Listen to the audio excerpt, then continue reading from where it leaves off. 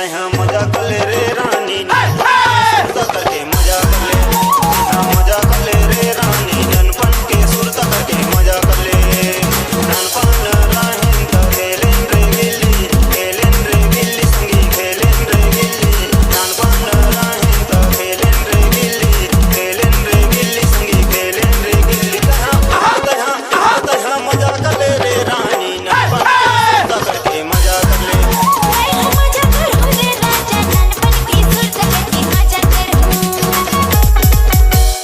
नानपन राहिन त खेलेन रे गिल्ली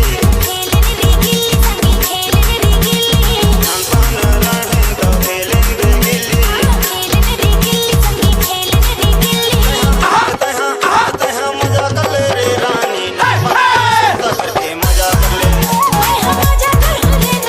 ननपन के सुरता करके मजा कर ले नानपन राहिन त खेलेन रे माटी नानपन राहिन त खेलेन रे माटी तैहा मजा कर ले रे रानी ननपन के सुरता करके मजा कर ले नानपन राहिन त खेलेन रे फुगड़ी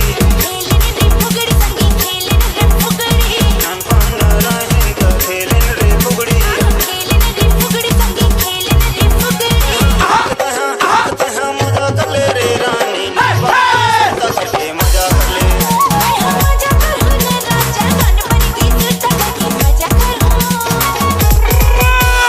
नानपन राहिन त खेलेन रे भौरा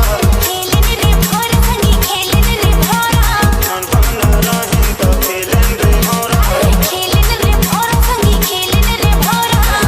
तैहा मजा कर ले रे रानी ननपन के सुरता करके मजा कर ले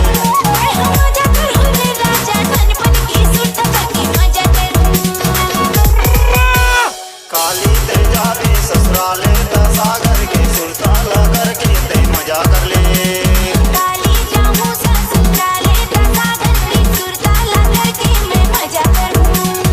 तैहा मजा कर ले रे रानी ननपन के सुरता करके मजा कर ले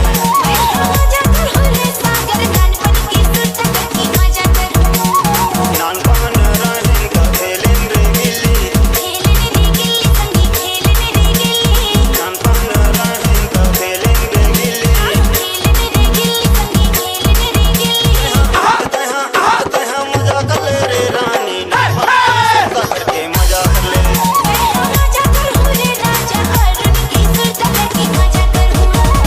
कर ले रे रानी छोटू के सुरता करके मजा कर ले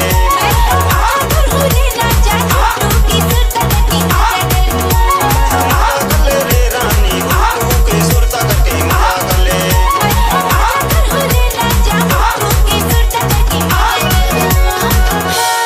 अपने डीजे के नाम से गाना बनवाने के लिए संपर्क करें 7566496120। जी हाँ, 75 66 49 61 20।